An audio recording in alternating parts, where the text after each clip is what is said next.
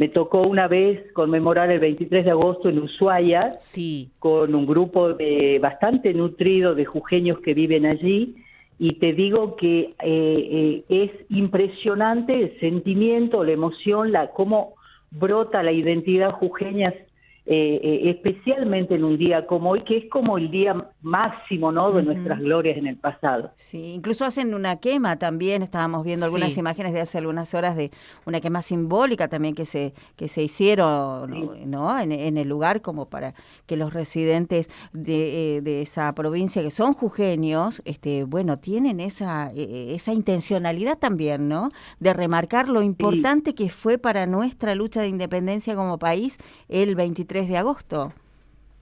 Sí, sí, mira, yo tuve el privilegio de ver esa quema que vos estás diciendo en la bahía de Ushuaia, que es uno de los lugares más maravillosos del planeta, no tengo ninguna duda, y no sabes la emoción que te da al frente de la nieve estar viviendo, reconstruyendo, ¿no? Recreando aquella fecha y verlo a los jujeños tan emocionados. Claro. Me acuerdo que habían hecho una ronda, ¿no?, el día anterior, y estaban haciendo empanadas, a la jujeña por supuesto, y todos trabajaban, hombres y mujeres, iban todos en una ronda, por supuesto hablando de Jujuy, de nuestra música, de nuestra cultura, de este destino de Jujuy tan marcado en la historia con tanto dramatismo, porque Claro. fíjense ustedes que retiradas como la que hizo Belgrano en agosto de 1812, el único antecedente que hay parecido es el éxodo que realiza Artigas en la banda oriental, ¿no?, hoy República del Uruguay, pero que haya recorrido tanta distancia, que haya tenido un peligro tan inminente encima, ¿no?, porque recordemos que cuando Belgrano es el último en abandonar la ciudad, ya casi al anochecer del 23 de agosto de 1812, ya la avanzada de los realistas están prácticamente sobre la ciudad de Jujuy, y toda esa retirada se hace con la atención del ataque enemigo, ¿no?, en retaguardia, ahí muy cerca. Así que imaginemos lo que sentían esos hombres y sobre todo las familias que tuvieron que ir acatando la orden de Belgrano. Y acá hay todo un tema de la historia, ¿no?, de la investigación histórica, con preguntas que son muy difíciles de responder, pero creo que todos en algún momento como jujeños nos hemos hecho, Claro. de decir qué motivaciones tenían esos hombres y mujeres para hacer un sacrificio realmente tan inmenso como el que les tocó hacer, ¿no? Pero los realistas venían invadiendo, además de una forma muy cruel, ya desde el Alto Perú, digamos, la verdad es que también la estrategia de Belgrano tuvo que ver con este análisis de lo que él podía hacer más allá de combatir, digamos, en ese momento la retirada fue una muy buena estrategia. Claro, exactamente. En el Alto Perú, que era recordemos que en aquel momento todo lo que hoy es Jujuy y Salta integraba, era más peruano que porteño, ¿no? Sí, Era claro, una región sí, con una integración muy marcada, social sí, sí. y económica marcadísima. Y ya en mayo se había tenido conocimiento de la masacre de la Coronilla, Claro. que fue un episodio tremendamente dramático Una matanza en Cochabamba, cruel. cuando fueron mujeres que decidieron enfrentar la invasión realista de Goyeneche, que era un alto jefe militar de los realistas, deciden presentar batalla. La mayoría de los hombres no están en ese momento, y ellas deciden presentar batalla, se concentran en un cerrito que está ahí en Cochabamba, y le mandan un emisario. Ya las mujeres matan al emisario. Mientras tanto ellas han conseguido armas, cañones, armas de fuego, todo lo que tenían al alcance, y finalmente van a morir reprimidas por estas tropas realistas. Esta noticia realmente causó una conmoción inmensa en Jujuy, particularmente Belgrano, que quería ayudar a los cochabambinos a resistir el avance realista, pero no tiene un ejército ni numéricamente ni dotado de todo lo necesario para acudir en defensa de los cochabambinos. Sí. Entonces él se va a concentrar en reorganizar lo poco que tiene, y la instrucción de Buenos Aires, porque la retirada en Tierra Arrasada es una instrucción del gobierno de Buenos Aires, no la decide Belgrano, no es una iniciativa de Belgrano, él la va a llevar a cabo de la mejor manera posible en ese momento, pero Buenos Aires, ¿cuál era la preocupación de Buenos Aires? Salve el ejército. No había una preocupación, por lo menos no se ve ningún documento, respecto de los civiles, respecto de los pueblos que iban a sufrir las consecuencias de esta invasión. Por eso creo que Belgrano, entre otros muchos motivos, ha quedado en la historia y en especial en el recuerdo de los jujeños, porque él decidió llevarse a la población con toda la complicación adicional que esto significaba, porque una cosa es mover un ejército, ¿verdad? Claro. Y otra cosa es mover mujeres, familias, ancianos, bueno, todo ese desplazamiento que fíjense que hoy si tuviéramos que desplazar 2.000 personas o 2.000 familias, fíjense el despliegue que tendríamos que tener, ¿no? En cuanto a la movilidad, en cuanto a los recursos, en cuanto a las necesidades que tienen las familias al desplazarse. Entonces, Belgrano está preocupado por los pueblos y entonces le manifiesta al gobierno de Buenos Aires que no se los puede dejar, después de venirles con las ideas de la revolución, conseguir su adhesión o la adhesión de gran parte de la población y después dejarlos abandonados al furor de los realistas, ¿no? Claro. Y esto es central para entender, ¿no?, la singular relación de Belgrano con los jujeños. Sí. Irene, te traslado consultas que nos llegan, aprovechando que estamos en esta charla con vos, quieren que te consultemos por qué Salta no realizó el éxodo. Es más, dicen que en esa provincia los realistas quedaron allí apostados, ¿no? En Salta, no se plegó a este movimiento. Bueno, solamente hay registros de que solamente un grupo de aproximadamente 200 jinetes se plegaron a la marcha de Belgrano, no hacia el sur. Me gusta llamarla la odisea hacia el sur, porque realmente fue una odisea la de Belgrano y el pueblo de Jujuy.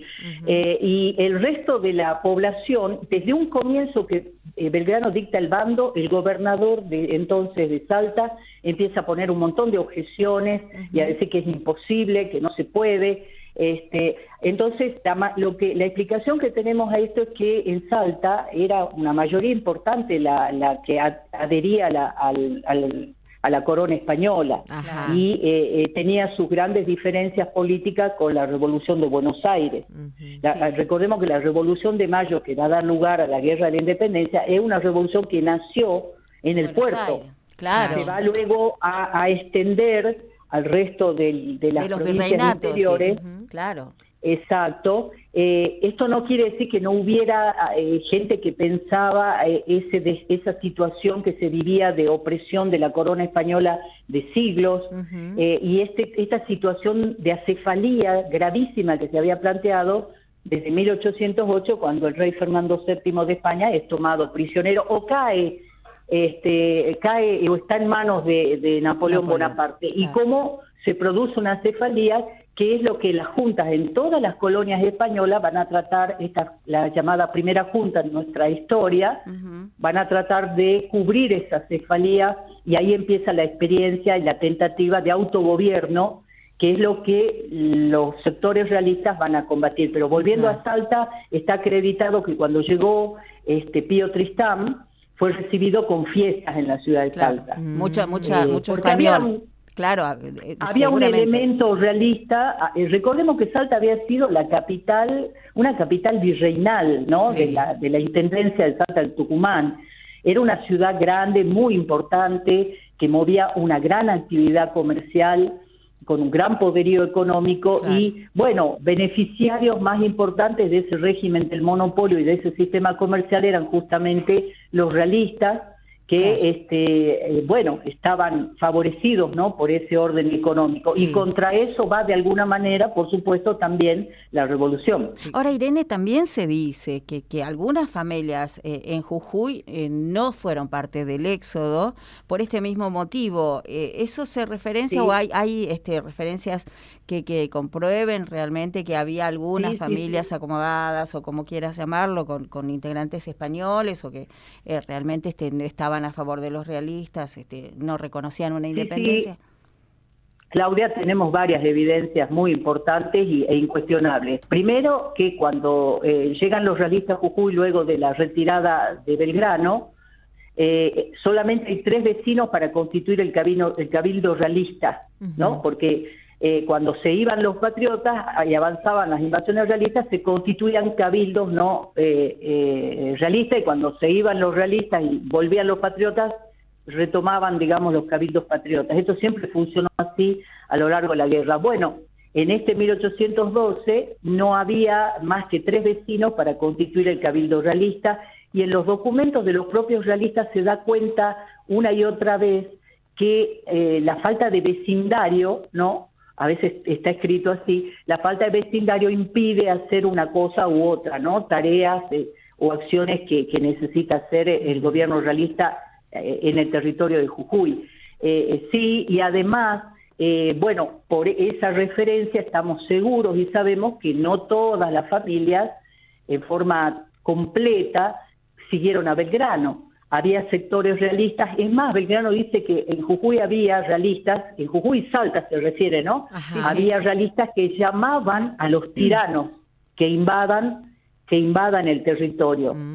Claramente, lo que pasa es que tenemos que entender que este conflicto en torno a la independencia y a acatar o iniciar o llevar a cabo un plan que inspirado por las nuevas ideas de la época y hacer que caiga de una vez por todas ese obsoleto e injusto régimen colonial, no tiene ideas todas en un sentido, ¿no? Había distintas miradas.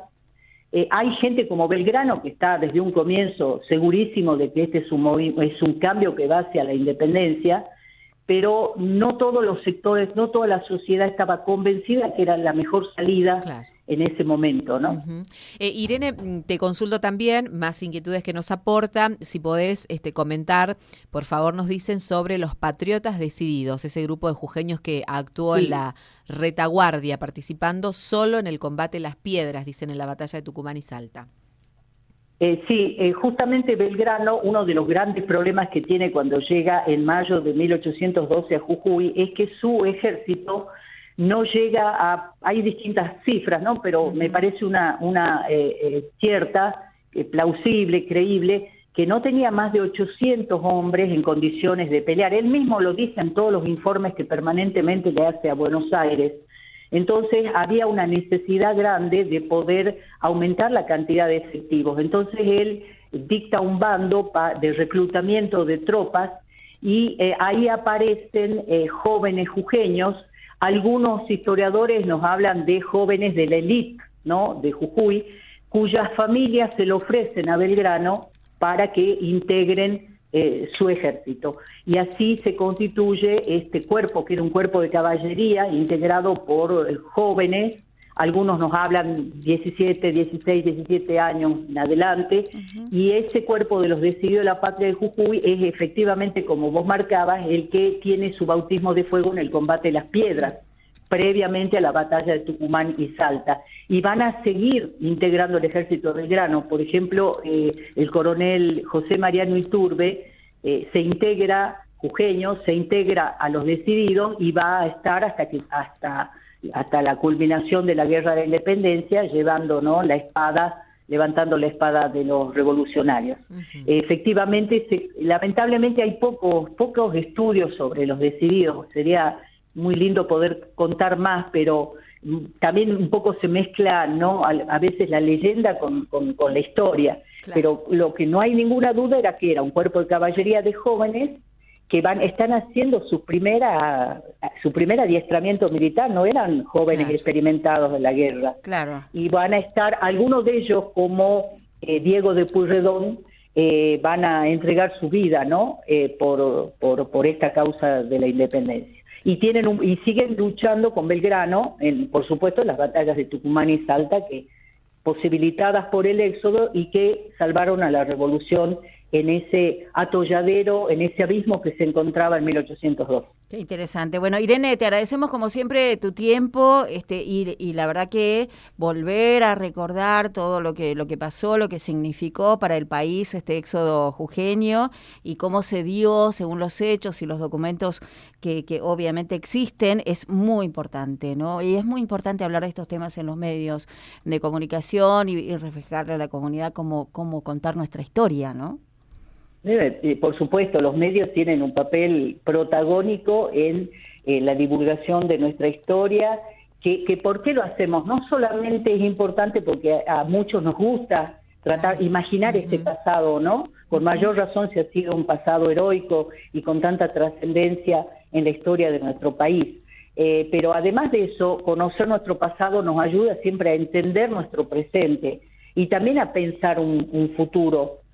Por eso es que es tan importante que hablemos de historia. Les agradezco mucho que se preocupen por poner en medio del fárrago de la noticia y de la actualidad, también poner un tiempo para que reflexionemos sobre quiénes somos en definitiva, ¿no?